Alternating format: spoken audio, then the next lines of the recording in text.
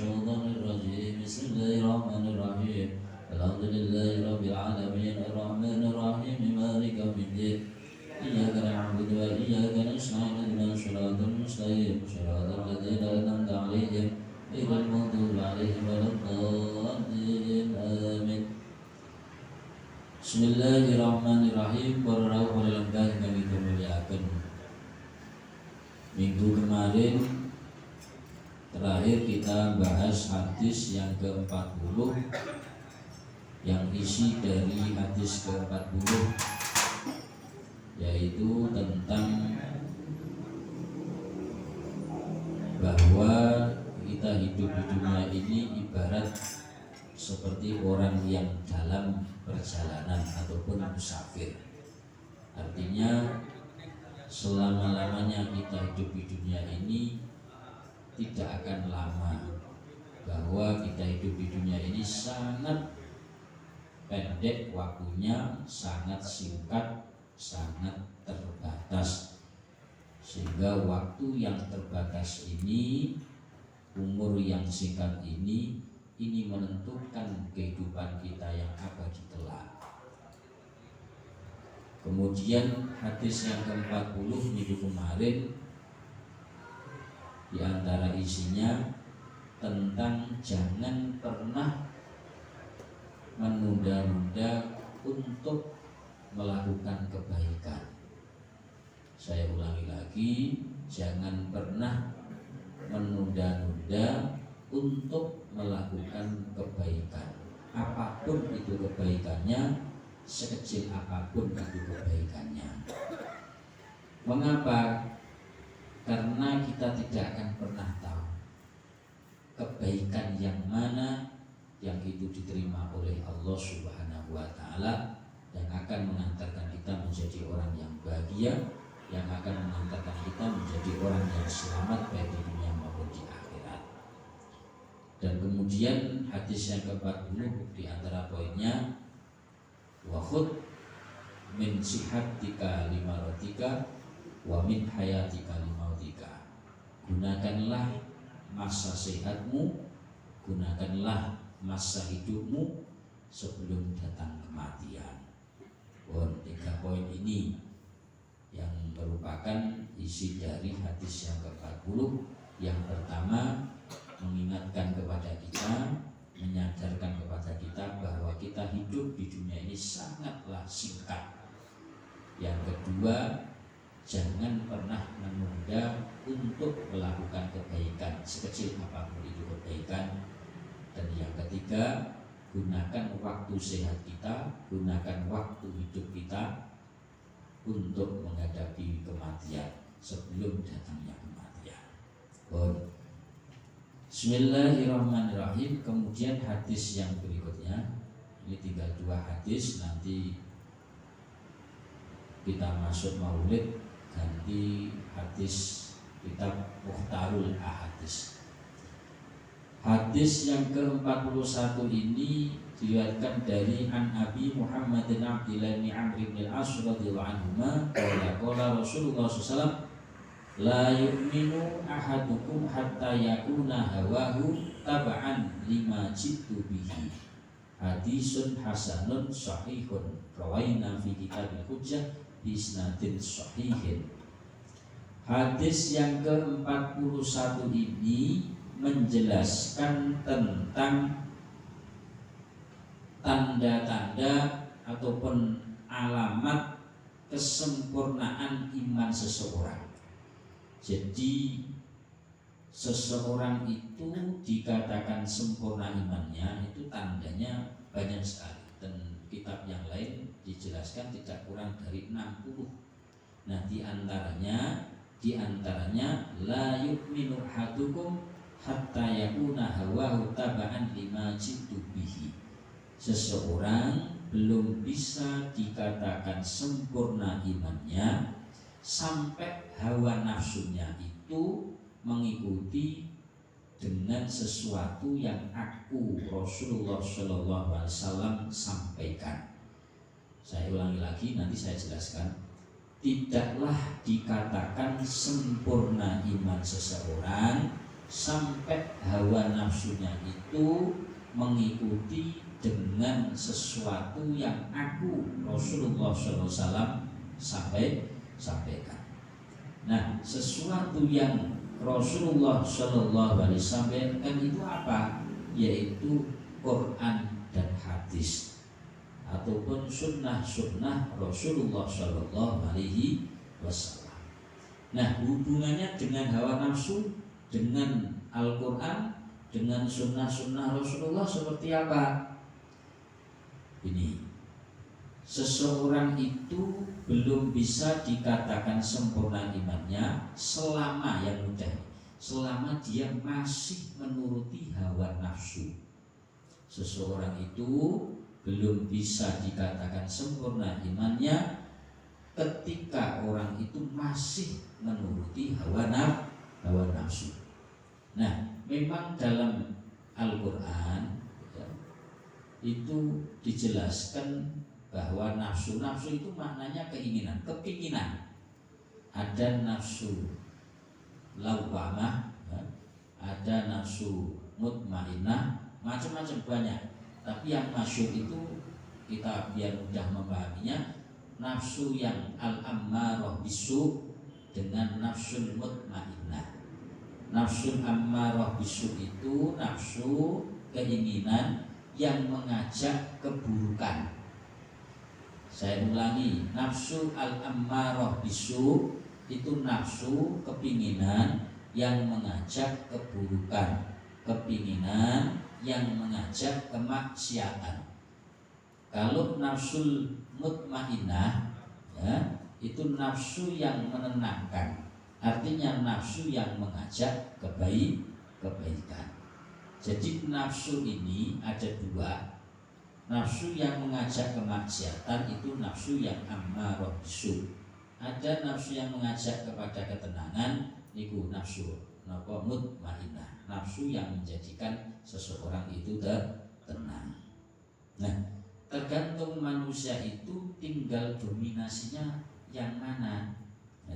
Kalau nafsu mutmainnah yang menenangkan itu dijaga malaikat.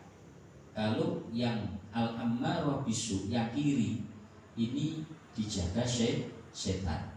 Tinggal dominasi yang mana, tinggal kuat yang mana. Kalau orang itu kuat sifat malaikatnya, sifat ketaatannya dia juga kuat, sehingga dia mudah dan ringan mengerjakan kebaikan.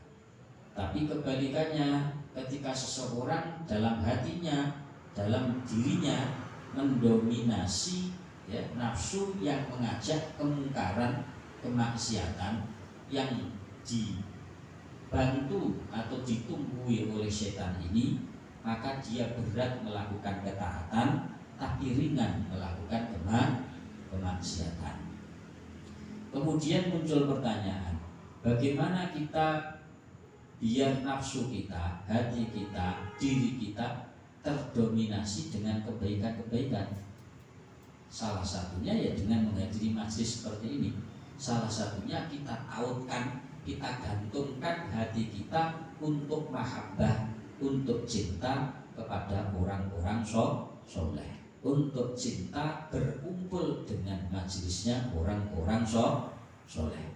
Maka itu akan membuahkan nafsu yang awalnya yang mengajak kepada kemungkaran bisa kita tarik untuk mengajak kepada ketaatan.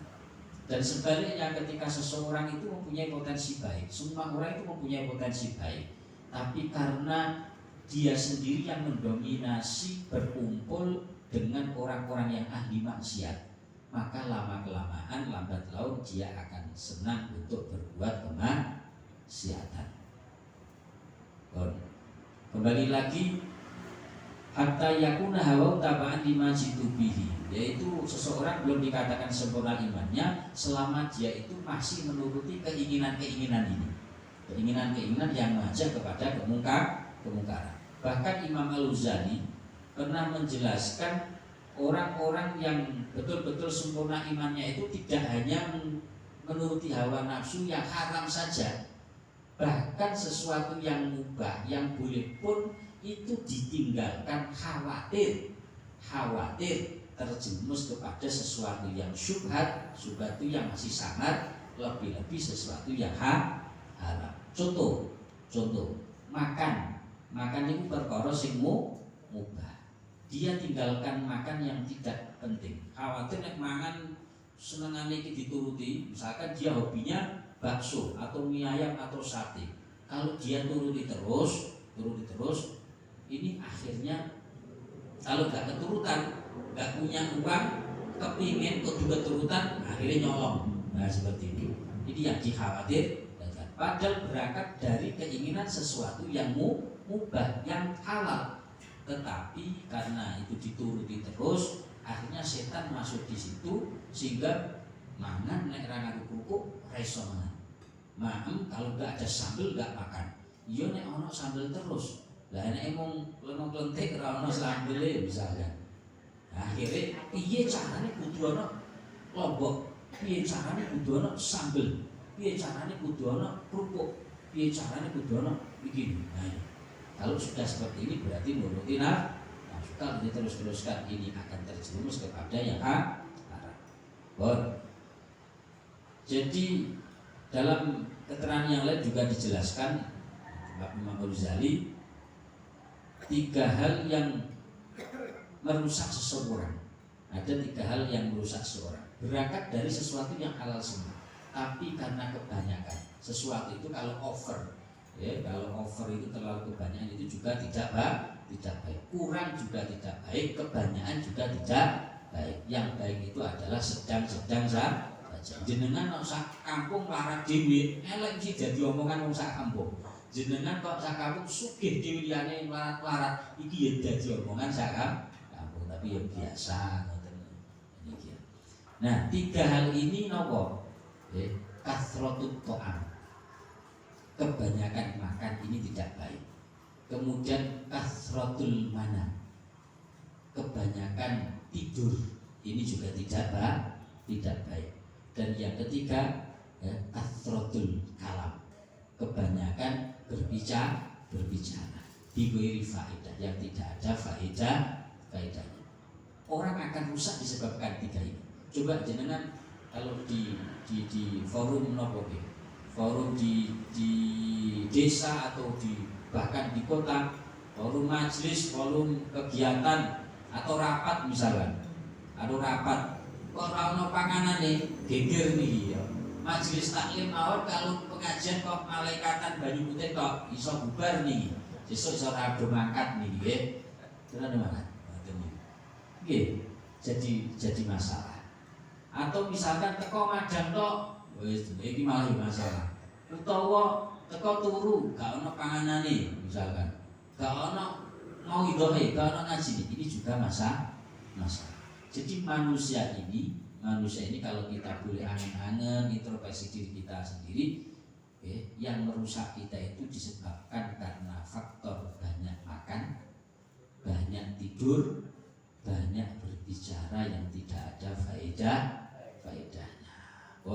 Intinya hadis yang ke-41 ini sebisa mungkin kita bisa mengendalikan hawa nafsu. Sebisa mungkin kita bisa mengendalikan hawa nafsu. Hawa nafsu ini penting, tapi hawa nafsu sing mengajak kebaikan. Pokok hawa nafsu kok ngejak elek, iku jadi turuti. Aja dituruti. Tapi nek ngejak kaapian ya dituruti. Bahkan ngejak kaapian yang lebih batas ini juga tidak baik. Contohnya maca Quran 24 jam. Gak mangan, gak ngombe, gak sholat. Baca Quran itu baik. Tapi ketika dia baca Quran tidak tahu waktu, maka ini tidak baik.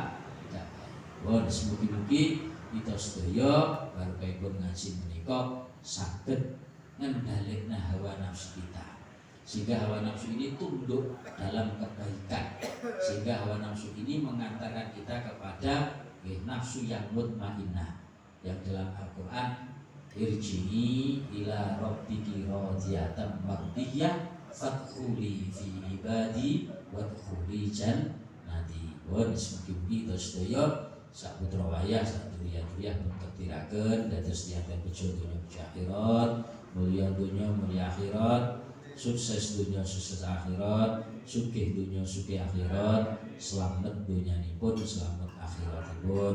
Amin amin ya rabbal alamin. Wallahu a'lam bishawab. Al-Fatihah. A'udzu billahi minasyaitonir rajim. Bismillahirrahmanirrahim. Alhamdulillahi rabbil alamin arrahmanir rahim maliki yaumiddin iyyaka na'budu wa iyyaka nasta'in ihdinas siratal mustaqim siratal ladzina an'amta 'alaihim ghairil maghdubi 'alaihim waladdallin amin. Bismillahirrahmanirrahim. Allahumma shalli 'ala sayyidina Muhammad. Alhamdulillahi rabbil alamin hamdan 'aliman syakirin hamdan yu'afina mikabilu mazida ya rabbana lakal hamdu kama yanbaghi li jalalikal karim 'azimi sultanik. ولما نظم الفكر من درار الأنصاب المحمدية وقودا توجهت إلى الله توسلا بسيدي وحبيبي محمد صلى الله عليه وسلم أن يجعل سيفي مشكورا وفي فيه محمودا ويكتب عملي بالأعمال المقبولة وتوجهي بالتوجه الخالصة والصلاة الموصولة. اللهم يا من إليك توجه الآمال فتعود ظاهرة ولا بابي جده تحد الرحال الشامل بالضاد الوامرة. نتوجه إليك بأشرف الوسائل لدي سيد المرسلين عبدك الصادق الأمين سيدنا محمد الذي عمت رسالة العالمين أن تصلي وتسلم على تلك الذات الكاملة مستودع أماناتك وحبيب سرك وعبر ريد دعوتك الشاملة لا بالأكبر المغضوب لك والمرشد بشرف الأخلاق في كل موطن من بوادر القرب ومدى القاسم من ذاتك في عبادك وسكك سر شادك لأهل بدادك سيد الكونين وأشرف الثقلين العبد المحبوب بالخالص المنصوص منك بأجل الخصائص. اللهم صل وسلم عليه وعلى آله وصحبه وعلى أقدر أبيه من أحبابه. اللهم إنا نقدم إليك جنة النبي الكريم ونتوسل إليك بشرف مقام العظيم أن تلاقينا في ركعتنا وسكناتنا بين عنايتك وأن تبادل في جميع أدوارنا لقلوبنا بجميع رعايتك وعشر بقايتك وأن تمدنا من شرف القرب إليك وإلى هذا الحبيب وآيات آمالنا وتتقبل منا ما تأرقنا به من نياتنا وأعمالنا وتجعلنا في حضرة هذا الحبيب من الهادرين وفي طريق اتباع من السالكين ولحقك من الباطن وليعتك من الحامدين. اللهم إنا نطمع في رحمتك الخاصة ولا تهرمنا وذنونا جميلة هي وسيلتنا إليك فلا تخيبنا. آمنا بك برسولك ما جاء به من الدين وتوجهنا إليك مستشفعين أن تقابل المذنب منا بالغفران أن تقابل المذنب منا بالغفران أن تقابل المذنب منا بالغفران والمسيء بلسان وسائل بما سأل والمؤمن بما أمل وأتجنبنا صراط الحبيب ووزر ووال وظهر وهم ببركته وشرجات أولادنا ووالدينا وأهل قدرنا ووالدينا وجميع المسلمين والمسلمات والمؤمنين والمؤمنات في جميع الجهات وأتم رائدة للقوم جميع الأمطار منشورة ومعالم الإسلام والإيمان بأهلها مأمورة معنى وشورى. واشف الله وكربة المكروه والدين المدين واغفر للمذنبين وتقبل توبة التائبين واشر رحمة على عبادك المؤمنين أجمعين واغفر شر المعتدين والظالمين واسد الأمن بولادنا من جميع النواحي والأقدار واجد بتأييد عبدك ونصرنا المعاندين من المنافقين والكفار واجعلنا يا ربي بالإسناس من جميع البلايا واجعلنا يا ربي بالإسناس من جميع البلايا واجعلنا يا ربي بالإسناس من جميع البلايا وبالعز المكين من الذنوب والخطايا وأظلمنا بالعمل بطاعتك والصدق في خدمتك قائما فإذا توفيتنا فتوفنا مسلمين مؤمنين وأظلم لنا منك بخير أجمعين وصل وسلم على هذا الحبيب المحبوب للأجسام والأرواح والقلوب وعلى آله وصحبه ومن إليه منسوب وآخر دعوانا الحمد لله رب العالمين سبحان ربك رب العزة عما يصفون وسلام على المرسلين والحمد لله رب العالمين. بسر الفاتحة. بسم الله الرحمن الرحيم. الحمد لله رب العالمين الرحمن الرحيم مالك يوم الدين إياك نعبد وإياك نستعين صراط المستقيم صراط الذين أنعمت عليهم غير المغضوب عليهم ولا الضالين آمين.